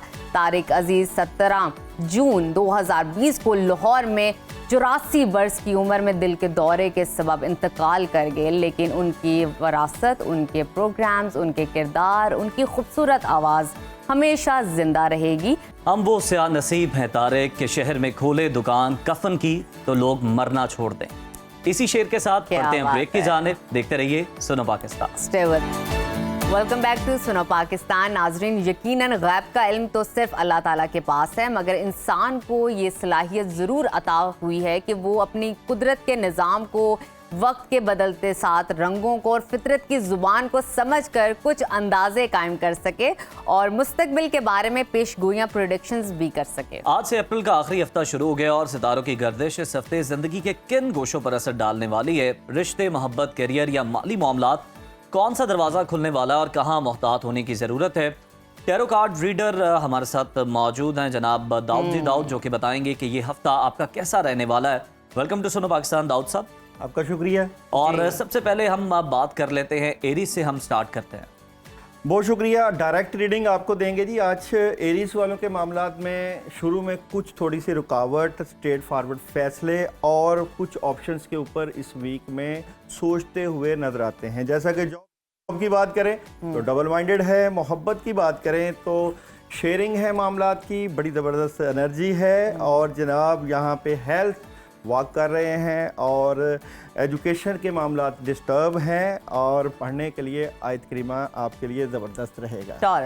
टॉरस वालों के लिए इस वीक की स्टोरी ऑफ द वीक की बात करें तो फैमिली से रिलेटेड इश्यूज कुछ क्रिएट हो सकते हैं, सेहत का ख्याल रखना चाहिए, कुछ मामलात में डिले है, अगर आउट ऑफ कंट्री जाने का प्लान है तो ज़रूर कीजिएगा। अगर हम बात करें जॉब, बिजनेस और कैरियर की तो बहुत ज़बरदस्त एनर्जी है। और जनाब अगर मोहब्बत की बात करूं तो थोड़ी सी मायूसी और हेल्थ ज़बरदस्त है और पढ़ने के लिए ला हौला वला कुव्वता इल्ला बिल्लाह पढ़ना ज़बरदस्त रहे। जमनाई वालों की इस वीक की स्टोरी ऑफ द वीक की बात करें कि जमनाई वालों के क्या मामलात होंगे तो जमनाई वाले इस वीक में पैसों से मुतल्लिका एहतियात करें। माली तौर पे थोड़ी सी डिस्टर्बेंस हो सकती है, कुछ मामलात में रुकावट है, लेकिन एंड ऑफ द वीक में कुछ बड़ा कर सकते हैं। अगर हम बात करें आप लोगों के जॉब और बिजनेस की तो सॉलिड फैसले आपके बिजनेस और कैरियर में आपकी हेल्प कर रहे हैं। मोहब्बत की बात करें तो उदासी और नेगेटिविटी। और जनाब एजुकेशन बिल्कुल ज़बरदस्त है, ट्रैवल आपको करना चाहिए, नहीं तो ट्रैवल कर सकते हैं। और पढ़ने के लिए या अल्लाह या वारिस हो। आगे चलते हैं कैंसर वालों की इस वीक की स्टोरी ऑफ द वीक की बात करें तो बहुत ज़बरदस्त एनर्जी है आप लोगों की इस वीक में। पुराने काम होने के बड़े ज़बरदस्त चांसेस नज़र आते हैं। आप थोड़ा सा जज्बाती हैं अपने मामला से मुतल्लिका और याद रखिए कि ये वीक बहुत ज़्यादा वर्किंग करते हुए नज़र आ रहे हैं और कामों में मसरूफ़ हैं। अगर हम बात करें आप लोगों के जॉब, बिजनेस और कैरियर की तो बड़ी ज़बरदस्त एनर्जी है, कुछ बड़ा काम शुरू कर सकते हैं, पैसे आ सकते हैं। मोहब्बत की बात करें तो कामयाबी है। और जनाब एजुकेशन की बात करें तो डिस्टर्बेंस है तलबा तलबात की एजुकेशन। ट्रैवल करना चाहें तो ज़रूर करें और पढ़ने के लिए या वासियों का विर्द ज़्यादा। और लियो वाले क्या करें? लियो वालों की इस वीक की स्टोरी ऑफ द वीक की बात करें तो लियो वालों को एहतियात करना है, बिल्कुल मायूसी और उदासी और कामों में डिले, किसी बात को दिल पर ना लें। डिसहार्ट होना आपके लिए मुश्किल का बायस बन सकता है। एंड ऑफ द वीक में ओवरऑल मामला बेहतर हो ही जाएंगे। अगर मैं बात करूं आप लोगों के जॉब बिजनेस की तो एहतियात, गलत फैसले आपके कैरियर से मुतल्लिक आपको नुकसान पहुंचा सकते हैं। मोहब्बत में कामयाबी मिलेगी और एजुकेशन में भी नेगेटिविटी है थोड़ी सी, तलबा तलबात का फोकस बेहतर होना चाहिए और आउट ऑफ कंट्री या आउट ऑफ सिटी जा सकते हैं पढ़ने के लिए। या रहीम हो या करीम खुला बहुत ज़बरदस्त रहेगा। विर्गो वालों की इस वीक की स्टोरी ऑफ द वीक, बड़े फैसले, कोई बड़ी खबर, लेकिन ये फैसले और बड़ी खबर नेगेटिव हो सकती है, प्रॉब्लम क्रिएट हो सकती है, डिस्टर्बेंस हो सकती है, एहतियात करिएगा। इस वीक में लड़ाई झगड़ा और गुस्सा आपके मामलात में आपको डिस्टर्ब कर सकता है। जॉब, बिजनेस और कैरियर में मशवरे से चलिए लेकिन बेहतर रहेंगे मामलात। और मोहब्बत, कम्युनिकेशन बड़ी ज़बरदस्त रहेगी और तलबा तलबात के लिए प्रॉब्लम हो सकती है, फोकस बेहतर करें। और हेल्थ में डिस्टर्बेंस है। आयतल कुर्सी 11 मरतबा रोज़ाना बड़ा ज़बरदस्त एनर्जी लेकर। लिब्रा वालों की इस वीक की स्टोरी ऑफ द वीक की बात करें तो लिब्रा बड़े इस वीक में स्ट्रेट फॉरवर्ड फैसले हैं, लेकिन आपका गुस्सा आपके मामलात में आपको खराबी की तरफ लेकर जा सकता है और डिस्टर्बेंस आ सकते हैं। प्रेशर ना लें, अगर आप प्रेशर लेंगे तो प्रॉब्लम क्रिएट हो सकती है। जॉब और बिजनेस 2-3 ऑप्शंस हैं। कैरियर में CV वगैरह जमा करवाएं, इस वीक में जॉब मिल सकती है। और मोहब्बत में क्लैरिटी मिल जाएगी और तलबा तलबात भी बड़ी ज़बरदस्त एनर्जी है। और लेजीनेस ना लें, इससे मामला ख़राब हो सकते हैं। सूरह इखलास का विर्द बहुत ज़बरदस्त रहेगा। स्कॉर्पियो वालों की इस वीक की स्टोरी ऑफ द वीक कैसी रहेगी? स्कॉर्पियो वाले इस वीक में स्पिरिचुअलिटी से हेल्प लें। आप लोगों के लिए इस वीक में सदका बहुत ज़रूरी है, क्योंकि ओवर थिंकिंग और डेवल कार्ड आपके ऊपर नज़र बद और बद असरात को ज़ाहिर करता है, इसलिए औज़ बिल्लाहि मिनश शैतानिर रजीम का विर्द ज़रूर रखना चाहिए। जॉब और बिजनेस कोई ख़बर मिल सकती है, अच्छी खबर है, लेकिन मोहब्बत की बात करें तो मोहब्बत में भी बेहतरी है। और तलबा तालबात का एजुकेशन का ही कार्ड है और आउट ऑफ कंट्री या आउट ऑफ सिटी का भी प्लान हो सकता है पढ़ने के लिए। या अल्लाह या रहीमो कसरत से पढ़ना आपकी ज़बरदस्त हेल्प लाएगा। सेजिटेरियस वालों की इस वीक की स्टोरी ऑफ द वीक की बात करें तो क्या होने जा रहा है सेजिटेरियस वालों के लिए? तो बिगिनिंग में थोड़ी सी प्रॉब्लम हो सकती है। सेजिटेरियस वालों के लिए इस वीक में एहतियात बहुत ज़रूरी है। पैसे का सदका करें 110 रुपये अल्लाह के राह में और आयत करीमा भी पढ़ें, लेकिन जॉब और बिजनेस में एहतियात है जी, और मोहब्बत में भी एहतियात है। तलबा तलबात की अच्छी एनर्जी है, पढ़ने के लिए मैंने आपको बता दिया, ज़रूर पढ़ें और एहतियात का वीक है। और कैप्रिकॉन वालों की इस वीक की स्टोरी ऑफ द वीक की बात करें तो बिगिनिंग थोड़ी सी डिस्टर्बेंस हो सकती है, मामलात में कुछ डिले है, नेगेटिविटी है, कम्युनिकेशन स्ट्रॉन्ग हो जाएगी, लेकिन कोशिश करें आयत करीमा ज़्यादा विर्द करें। मोहब्बत की बात करें तो मोहब्बत में डेथ कार्ड है, एहतियात। और बिजनेस की बात करें तो गुस्सा आपकी मोहब्बत में प्रॉब्लम ले सकता है, एजुकेशन में डिस्टर्बेंस हो सकती है, और आउट ऑफ कंट्री का प्लान कर सकते हैं, बाहर जाने का प्लान हो सकता है। Second last Aquarius. एक्वेरियस वालों की इस वीक की स्टोरी ऑफ द वीक बहुत ज़बरदस्त एनर्जी है। एक्वेरियस वालों की बड़े फैसले हैं, आपके वालिदैन बड़े आपकी हेल्प कर रहे हैं, कोई बड़ी अपॉर्चुनिटी मिल सकती है और बड़ी खबरें भी हैं और कोई बड़ा डिसीजन भी है। तो मैं समझता हूँ आपको बड़े बड़े फैसले कर लेने चाहिए इस वीक में। अगर बिजनेस और जॉब की बात करूँ तो किसी से अगर बात करें या सूरत, बहुत से लोगों की चीटिंग सामने आ जाएगी आपके लिए, और मोहब्बत में कामयाबी और क्लैरिटी है आप लोगों की एजुकेशन में और हेल्थ में। वाटर का ज़्यादा, पानी का ज़्यादा और लिक्विड का ज़्यादा इस्तेमाल ज़बरदस्त रहेगा। पाइसिस वालों की इस वीक की स्टोरी ऑफ द वीक क्या नज़र आती है? तो पाइसिस वाले कुछ गुस्सा और कुछ बढ़िया करने की कोशिश में हैं और कर भी लेंगे, क्योंकि यहाँ पे काफ़ी ज़्यादा जिम्मेदारियों का बोझ है और कोई डिसीजन भी ले रहे हैं और अपॉर्चुनिटी भी है। जॉब और बिजनेस बहुत ज़बरदस्त है, अपने जॉब और बिजनेस में सुकून महसूस करेंगे। कैरियर के बाद अगर मोहब्बत की बात करें, मोहब्बत में कामयाब तालबात के लिए भी बड़ी अच्छी हेल्प है और आउट ऑफ कंट्री का प्लान भी हो सकता है। और पढ़ने के लिए या रहीम और या करीम का वेल आपके लिए बड़ी ज़बरदस्त कामयाबी लेकर आएगा। बहुत शुक्रिया दाऊद साहब, बड़े कम वक्त में आपने जो तमाम सितारे हैं उनका हाल अहवाल बता दिए कि ये हफ्ता उनके लिए कैसे रहने वाला है। Once again thank you so much for coming. इसके साथ ही नाजरीन बढ़ते हैं ब्रेक के जाने। ब्रेक के बाद दोबारा आपसे मुलाकात होगी। Stay with us. Welcome back. Programme में अब कुछ बात हो जाए सेहत की। तो नाजरीन, नबी करीम सल्लल्लाहु अलैहि वसल्लम ने फरमाया, अल्लाह ने कोई बीमारी नहीं उतारी मगर उसके साथ उसका इलाज भी उतारा है। कुदरत ने हमें बेशुमार फलों और सब्जियों से नवाज रखा है जिनमें हैरत अंगेज और शिफा बख्श खूबियाँ पोशीदा हैं। बहुत से फ़वाइद तो हम जानते हैं, लेकिन अभी भी बेशुमार राज ऐसे हैं जो कि हमारी निगाहों से ओझल हैं और जिन्हें दरियाफ्त करने की ज़रूरत है। बिल्कुल जनाब, और इन्हीं नेमतों में से एक नेमत जो है उसे कहते हैं कद्दू, और इंग्लिश में उसको कहते हैं पंपकिन। जदीद मेडिकल रिसर्च में बताया गया है कि कद्दू में बेइंतहा फाइबर होता है, बड़ी तादाद में फाइबर मौजूद होता है जो आपके डाइजेस्टिव सिस्टम के लिए बेहतरीन है। न्यूट्रिशन रिव्यू जर्नल के मुताबिक कद्दू में मौजूद बीटा कैरोटीन दिल की बीमारियों के खतरे को कम करने में अहम किरदार अदा करता है। लेकिन आज हम आपके साथ कद्दू का एक ऐसा फ़ायदा शेयर करेंगे जिससे बहुत से लोग अभी तक नावाकिफ़ हैं, और वो फ़ायदा ये है कि कद्दू के ज़रिए कोलेस्ट्रॉल और यूरिक एसिड को भी कुदरती तौर पर कंट्रोल किया जा सकता है। तो आज के हेल्थ सेगमेंट में हम जानेंगे कि कद्दू किस तरह खून में ख़राब कोलेस्ट्रॉल यानी LDL को कम करता है और यूरिक एसिड की सतह को नॉर्मल रखने में किस तरह बेनिफिशियल साबित हो सकता है। तो हमारे साथ मौजूद हैं मारूफ हर्बलिस्ट नईमा आपा। आपा को मैं वेलकम तो कर दूं, लेकिन आपा इस वक्त कुछ काटने में मसरूफ है। आपा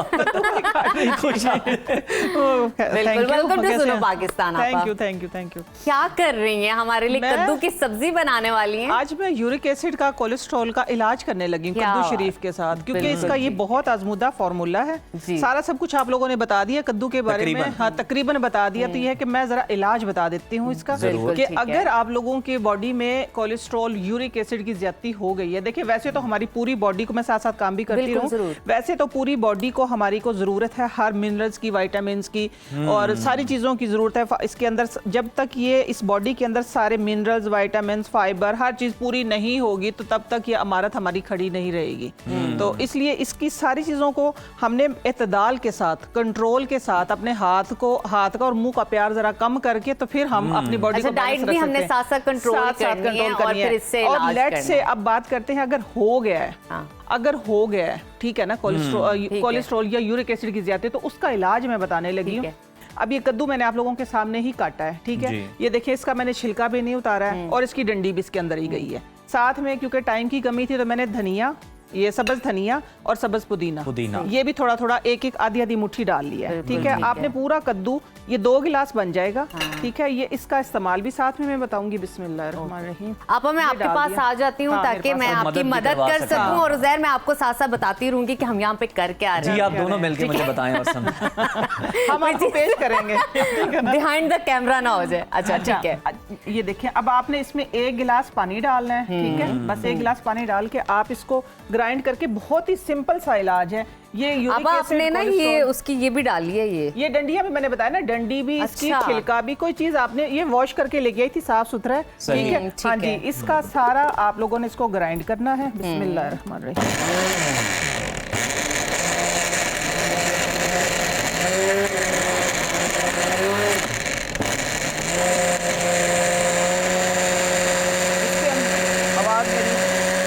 और इसको पेस्ट बनाना है। ये पेस्ट बन गया। पेस्ट बना के इसका पेस्ट नहीं खाना हमने, इसको स्टेन करना है, स्टेन कर देना है। इसका जूस के साथ हमें कंसर्न है, इसका जूस के साथ हमें कंसर्न है, ठीक है। इसका दूसरे तरीके से भी इंशाल्लाह, क्योंकि ये वही है कि कुदरत की अच्छा, आपने इसे बहुत ज्यादा ब्लेंड नहीं किया आप?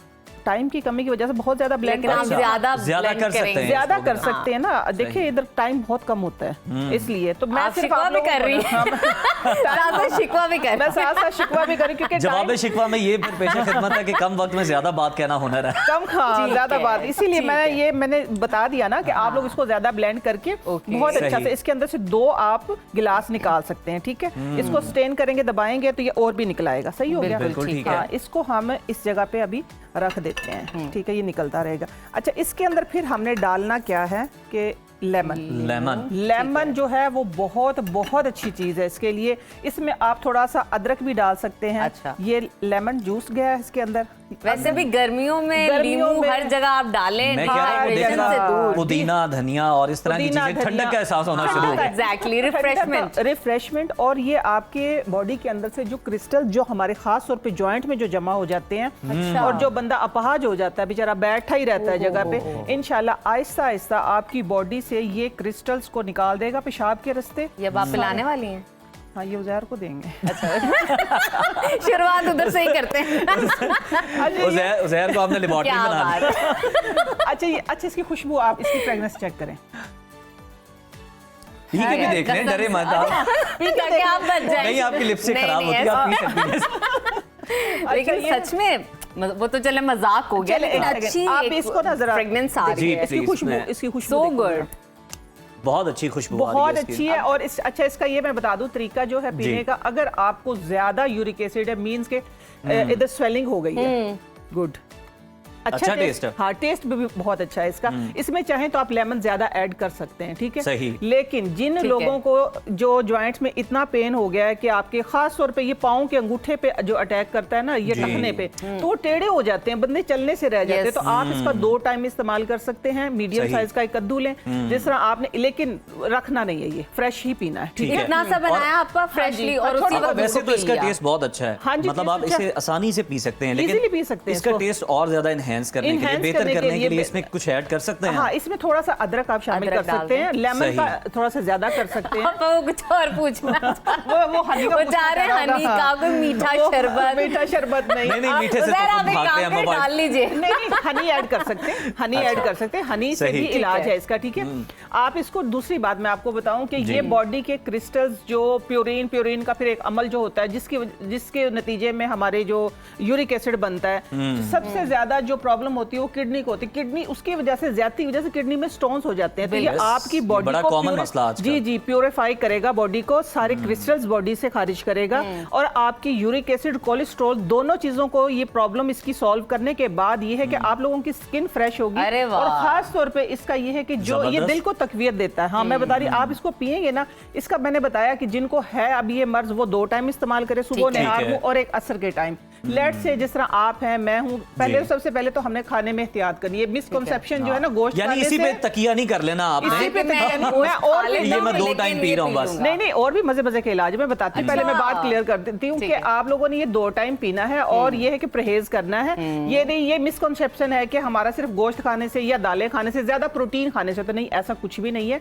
हर चीज आप इत्तेदाल के साथ खाएं। मैंने पहले बताया, हमारी बॉडी को हर चीज की जरूरत है। अच्छा, सेकंड इलाज की तरफ आते हैं। किसी भी अच्छे ब्रांड का आपने सेब का सिरका ले लेना, सेब का सिरका, ठीक है, Apple vinegar, Apple cider vinegar. आप बात सुने, लेकिन साथ साथ पीते भी रहिए। देखिए, फिर बात करना मुश्किल हो जाएगा, चटपटा आराम से फिर पीऊंगा तसल्ली। मैं आपको बताऊं, ये सेब का सिरका है, ये भी आप आम लाइफ में अगर आप वैसे इसको डेली पीते रहेंगे ना, तो इंशाल्लाह यूरिक एसिड, कोलेस्ट्रॉल, इन चीजों से आपको खत्म हो जाएगा, खतरा खत्म हो जाएगा इसका, बिल्कुल। सेकंड ऑप्शन में आता है किसी भी अच्छे ब्रांड का सिरका, ठीक है, किसी भी अच्छे ब्रांड का सिरका आपने ले लेना, सेब का सिरका, ठीक है। एक नजब ने वैसे स्मेल किया, नजब खालिस है, खालिस है सेब। हाँ, वो एक खालिस जो सिरका होता है ना, उसकी एक स्पेसिफिक किस्म की ना स्मेल होती है। अच्छा, ये टीस्पून आपने 1 गिलास पानी में मिक्स करनी है और सुबह नहार मुंह पी लेनी है। दूसरा इलाज, चले आप इसको रखें, मैं चटपटा इलाज बताने लगी।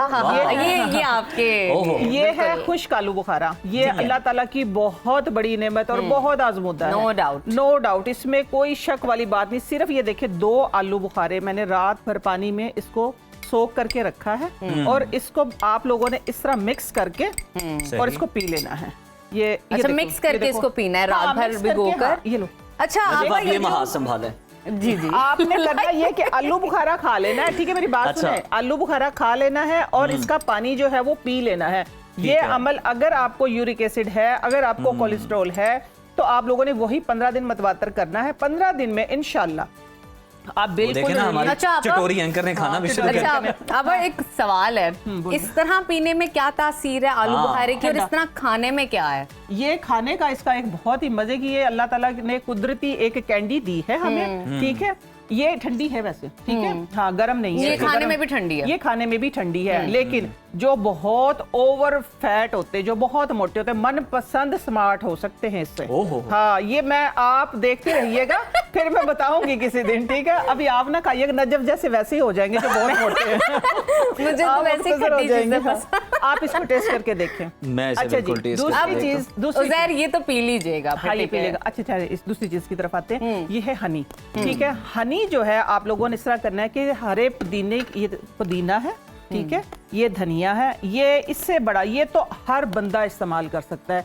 ये इसका बेहतरीन से बेहतरीन इलाज है। अगर आप ये नहीं कर सकते, इसमें तरद्दुद वो करना भूल गए, ये धनिया पुदीने की चटनी सब्ज मिर्च के साथ और थोड़ा सा अदरक लहसुन, ये हर रोज हर बंदा इस्तेमाल करे, हर रोज। मैं बताती हूँ कि यूरिक एसिड, कोलेस्ट्रॉल आप लोगों को इंशाल्लाह इस किस्म की, मैदे की जितने भी मर्ज है कोई भी नहीं होगा, सारे मैदे को जबरदस्त कर देती है। खास तौर पे उन बच्चों को बताती हूँ जिनको एक्नी निकलती है, मैं ये उनको बताती हूँ कि लेकिन यूरिक एसिड और कोलेस्ट्रॉल का बेहतरीन इलाज है। फिर इस चटनी के अंदर अगर आप इसको और चटपटा बनाना चाहते हैं तो आप इसके अंदर हनी थोड़ा सा डाल सकते हैं खाते हुए। किसी टाइम पे हनी डालें। पेस्ट फॉर्म में खाना है, चटनी बना के खाना है? चटनी में चटनी वो टमाटर की भी तो चटनी है, टमाटर नहीं, टमाटर नहीं, सिर्फ आपने धनिया और पुदीना, सब्ज मिर्च, अच्छा, ठीक है, लहसुन की 2 जवे, ठीक हो गया। हाँ, थोड़ा सा इसमें आप अदरक डाल सकते हैं, ये थोड़ा सा अदरक और हस्बे जायका, अगर नमक डालना चाहें तो आप नमक डाल लें, ठीक है। हाँ, सब्ज मिर्च डालें। आप एक बेहतरीन किस्म की इसकी चटनी बनाएं और डेली अपनी लाइफ में शामिल करें। और वैसे भी लोग, और मेरे ख्याल में नाजरीन जो है ये नहीं सोच सकते कि वो मैं भूल गया पुदीना धनिया लाना, ये चीज आपके घरों में रोज आती है, गर्मियों में बेहाल, और आप रोज लेकर आते। सब्जी के साथ तो मुफ्त भी मिलती है, लेकिन अब नहीं मिलती। नजफ, आपने लगता है बड़ी पहले सब्जी खरीदी। नहीं, खीरे का इस्तेमाल करें, ठीक है। फिर नजफ खीरे का इस्तेमाल ज्यादा है क्योंकि इसमें सारा पानी होता है। खीरे का इस्तेमाल करें। चटनी बनाना है, नेचुरल चीजें देखें, मैंने कोई चीज ऐसी, क्योंकि जब आपको ये यूरिक एसिड गाउट में चला जाता है फिर आपको स्टीरॉइड का इस्तेमाल करना पड़ता है। जब डॉक्टर्स के पास जाते हैं तो फिर मजबूरी है ना, फिर वो स्टीरॉइड देते हैं जो कि आपकी किडनी के लिए, मैं बताती हूँ कि शदीद किस्म के खतरनाक होते हैं। वैसे इसका सस्ता और आसान इलाज है कि डेली रात को सोते हो, क्योंकि उनको नींद बहुत कम आती है। सिम्टम्स में ये होता है कि आपकी, मेरा ख्याल है हम जल्दी से ना चटनी बना लें, क्योंकि लोग रेसिपी नोट कर रहे हैं, दोपहर के खाने का वक्त भी होने वाला है, ताकि वो फौरन तैयार कर लें आज। चलें, ठीक है। और आप साथ साथ ये भी बताइएगा, बनाते हुए बनाइए, साथ साथ ये भी बताइए कि चटनी बना के 2 दिन हम खा सकते हैं या फ्रेशली आपने इतनी बनानी है और खानी है? अगर आप फ्रेश बनाएंगे, ठीक है, तो बहुत अच्छी है। अदरवाइज आप 2 से 3 दिन बना के रख भी सकते हैं, तो खानी जरूर है, में इशू नहीं होगा, कोई मसला नहीं, कोई इशू नहीं होता इसमें कोई इशू नहीं होता, ठीक है। ये हमने सुस्ती का भी इलाज, हमारे पास वक्त कम है, अगर आप नजफ से भी कोई हेल्प लेना चाहती हैं तो ले लें, ताकि हम जो है ना जल्दी इसी के अंदर मुझे अनम ने बहुत Ramzan transmission credits goes to Anam Shaikh. Exactly, मैं अब उनकी जो उन्होंने मुझे सिखाया है वो मैं, क्योंकि बस आज अमल करने का वक्त आ गया ना उस, हाँ, इसमें अभी वो नहीं हमारा, ये ले, इसी के जो सीखा था उस पे आज अमल करने का। लहसुन के 2 जवे डाल दें इसके अंदर, ठीक है, 2 प्याजें डाल दें। अभी हमारे पास वो नहीं है कुंडी डंडा, ठीक है, वरना आप उसमें बनाएंगे तो ज्यादा अच्छी बनती है, ठीक है। हाँ, बहुत अच्छी बनती है। साथ में सरसों के तेल की तलवों में मालिश करें, हाथ में मालिश करें, ठीक है। साथ में सर्दी गर्मी दोनों, सर्दी हो गर्मी हो आप लोगों ने जरूर करनी। अच्छा आपा, मैंने वैसे सुना ये जो लहसुन आप छीलते हो ना अपने नाखून से और उंगलियों से, आपके नाखूनों बहुत के लिए, आपके नेल्स के लिए बेस्ट होता है। आप छीला करें जब फुर्सत में बैठे हो ना, गॉसिप कर रहे हो घर पर, तो लहसुन लेकर बैठ जाए, इसका एक तो आपको फायदा होगा, काम का काम, और साथ ही साथ ये जो होता है ना, कुछ लड़कियां आपको देखते हैं कि वाओ आपके नेल्स कितने अच्छे हैं, तो यही है राज मेरा। नजब जल्दी हाथ चलाएं Well, आप, yes, yes. बहुत काम है हमारे पास, चले आपको तो बस पता है। आप लोगों ने देख लिया है ना ये चले। लेकिन बस चलें हो जी। गया ये ऑलमोस्ट। 2 जवे डालेंगे हम। हाँ 2 जवे डाल दो, 1 जवा और। ये आप लोगों ने देख लिया, धनिया पुदीने चलें, की करते चटनी हैं मैंने ब्लेंडर में बनाई, चॉपर में बनाए, आपकी मर्जी, लेकिन आप बनाएं जरूर, ठीक है। थोड़ा सा इसमें पानी डलेगा क्योंकि ये ब्लेंडर है, अदरवाइज मैं बनाती होती चॉपर में या कुंडी डंडे क्योंकि में। हमने पहले भी कुछ दो बनाया मिनट, इसमें, तो हाँ। उस वजह से शायद वो इस वजह से ये बेहतरीन है। मैं बता, अगर बिल्कुल ठीक है। रोजाना आप इसको आप- अपनी डाइट में शामिल आप करें बस तो इसको इंशाल्लाह। ब्लेंड करेंगे, चटनी Blend तैयार है। करेंगे, ये चटनी तैयार हो गई। क्या बात है। चटनी अगर तैयार आपकी हो गई। चटनी ब्लेंड नहीं हो रही हो होगी, गई। सिर्फ 2 घूंट आपने पानी डालना है, उसको ब्लेंड करना है, रोटी के साथ खाएं, वैसे सालन के साथ, सैलेड के साथ खा लें, बेस्ट है। ये लो तो ये बन आपके गई। यूरिक एसिड का, कोलेस्ट्रॉल चटनी का बन गई। इलाज है, जबरदस्त। इसके साथ साथ आपके स्टमक को खुशबू फाइबर देखो। भी मिलेगा। तो नाजरीन, ये था हमारा आज का प्रोग्राम। उम्मीद है आपको पसंद आया होगा और आप इंजॉय कीजिए और स्मेल लीजिए। कल दोबारा सेम टाइम पे आपसे मुलाकात होगी, बहुत सारी इंफॉर्मेशन न्यूज के साथ और बहुत सारे टिप्स एंड ट्रिक्स के साथ। तो देखते रहिए सुनो पाकिस्तान।